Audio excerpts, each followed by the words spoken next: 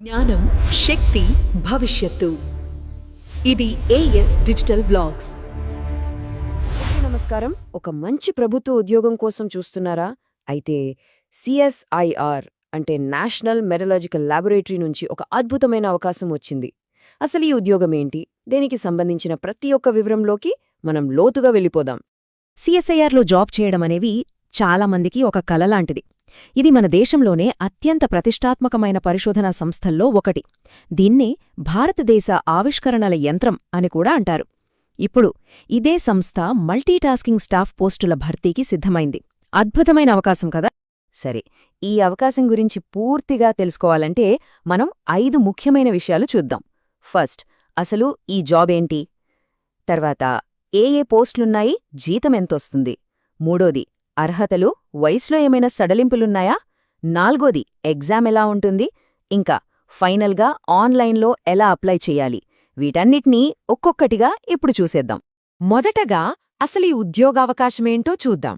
అంటే CSIR NML అంటే ఏంటి? ఈ సంస్థలో ఉద్యోగం ఎందుకంత స్పెషల్? ఓకే, సిఎస్ఐఆర్ ఎన్ఎంఎల్ అంటే council of scientific and industrial research national metallurgical laboratory. ఇది మన భారత ప్రభుత్వ సైన్స్ అండ్ టెక్నాలజీ మంత్రిత్వ శాఖ కింద పనిచేసే ఒక చాలా ముఖ్యమైన పరిశోధనా సంస్థ. ముఖ్యంగా వీళ్ళు మెటల్స్ అంటే లోహాలు, ఇంకా మెటీరియల్స్ ఇంజనీరింగ్ రంగంలో పనిచేస్తారు. చెప్పాలంటే మన దేశ సైన్స్ అండ్ టెక్నాలజీ డెవలప్మెంట్లో చాలా కీలకమైన పాత్ర పోషిస్తున్నారు.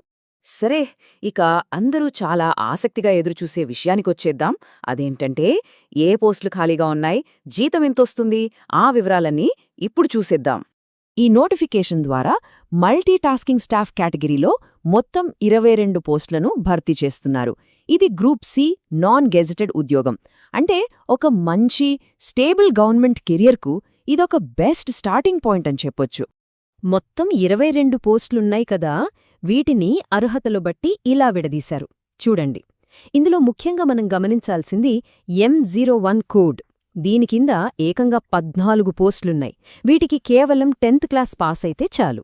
ఇక మిగిలినవి అంటే M02 నుంచి M07 వరకు ఉన్న పోస్టులకు మాత్రం ఎలక్ట్రీషియన్, కార్పెంటర్, కోపా ఇలా స్పెసిఫిక్ ట్రేడ్స్లో ఐటీఐ చేసి ఉండాలి.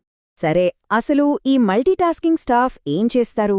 ముఖ్యంగా M01 పోస్ట్కు సెలెక్ట్ అయితే వాళ్ల రోజువారీ పనులు ఎలా ఉంటాయంటే ఆఫీస్ క్లీన్గా, నీట్గా ఉండేలా చూసుకోవడం, ఫైల్స్ ఒకచోటి నుంచి ఇంకో చోటికి తీసుకెళ్లడం, ఫోటోకాపీలు తీయడం, ఇలాంటి జనరల్ ఆఫీస్ పనుల్లో హెల్ప్ చేయడం లాంటివి ఉంటాయి.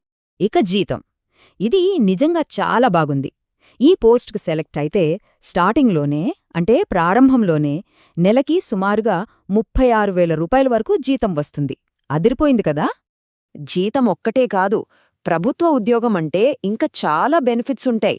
అవేంటంటే న్యూ పెన్షన్ స్కీమ్ ఉంటుంది, తర్వాత హెచ్ఆర్ఏ, డిఏ, టీఏ లాంటి అలవెన్సులు వస్తాయి, మెడికల్ ఖర్చులు రీయింబర్స్ అవుతాయి.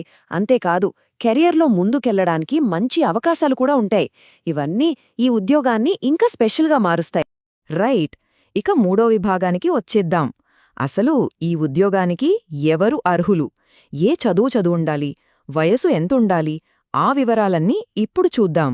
సాధారణంగా ఈ పోస్టులకు అప్లై చెయ్యాలంటే వయస్సు 18 నుంచి 25 ఏళ్ల మధ్య ఉండాలి. అయితే రిజర్వేషన్ కేటగిరీల వారికి గవర్నమెంట్ రూల్స్ ప్రకారం ఏజ్ రిలాక్సేషన్ ఉంటుంది. అంటే ఎస్సీ ఎస్టీ అభ్యర్థులకు 5 ఏళ్లు, ఓబీసీ వారికి 3 ఏళ్లు, ఇక దివ్యాంగులకైతే వాళ్ల కేటగిరీని బట్టి 10 నుంచి 15 ఏళ్ల వరకు సడలింపు ఇస్తారు. ఇక చదువు విషయానికొస్తే ఇది చాలా సింపుల్. పోస్ట్ కోడ్ M01కి జస్ట్ 10th క్లాస్ పాస్ అయితే సరిపోతుంది. అదే M02 నుంచి M07 పోస్టులకైతే మాత్రం ఆయా ట్రేడ్స్లో ఐటీఐ చేసుండాలి. అంతే. సరే, ఇప్పుడు చాలా అంటే చాలా ముఖ్యమైన విభాగానికొచ్చాం. అదే 4వది, కాంపిటిటివ్ రిటన్ ఎగ్జామ్. అంటే సెలక్షన్ ప్రాసెస్ ఎలా ఉంటుందో ఇప్పుడు తెలుసుకుందాం. ఇక్కడ అందరూ గమనించాల్సిన ఒకే ఒక్క ముఖ్యమైన విషయం ఏంటంటే సెలక్షన్ ప్రాసెస్ మొత్తం కేవలం ఒకే ఒక్క కంప్యూటర్ బేస్డ్ ఎగ్జామ్ మీదే ఆధారపడి ఉంటుంది. అంటే ఈ ఒక్క పరీక్షలో మంచి మార్కులు తెచ్చుకుంటే జాబ్ వచ్చినట్టే. ఓకే, ఎగ్జామ్ ప్యాటర్న్ చూద్దాం. ఇందులో మొత్తం 4 పార్ట్స్ ఉంటాయి. పార్ట్ 1 జనరల్ ఇంటెలిజెన్స్లో 25 ప్రశ్నలు, పార్ట్ 2 క్వాంటిటేటివ్ యాప్టిట్యూడ్లో 25 ప్రశ్నలు. అయితే పార్ట్ 3 జనరల్ అవేర్నెస్ ఇంకా పార్ట్ 4 ఇంగ్లీష్ లాంగ్వేజ్ వీటికి ఎక్కువ వెయిటేజ్ ఉంది. ఈ రెండింటిలోనూ చెరో 50 ప్రశ్నలుంటాయి. ఇక స్కోరింగ్, టైమింగ్ విషయాలు చూద్దాం. మొత్తం 150 ప్రశ్నలుంటాయి. టైమేమో 2 గంటలు. ప్రతి కరెక్ట్ ఆన్సర్కు 3 మార్కులొస్తాయి. కానీ జాగ్రత్త, ప్రతి తప్పు సమాధానానికి 1 మార్కు కట్ చేస్తారు. సో నెగటివ్ మార్కింగ్ ఉంది కాబట్టి చాలా జాగ్రత్తగా ఆన్సర్ చెయ్యాలి. సరే, ఇక ఫైనల్గా మోస్ట్ ఇంపార్టెంట్ ప్రాక్టికల్ విభాగానికొచ్చేద్దాం. అదే 5వది, ఆన్లైన్లో ఎలా అప్లై చేయాలి. ఒక విషయం బాగా గుర్తుపెట్టుకోండి, అప్లికేషన్స్ కేవలం ఆన్లైన్లో మాత్రమే తీసుకుంటారు, అది కూడా అఫీషియల్ వెబ్సైట్లోనే. వేరే ఏ పద్ధతిలోనూ అప్లై చేయడానికి అవకాశం లేదు. ఈ ఆన్లైన్ అప్లికేషన్ ప్రాసెస్ చాలా సింపుల్.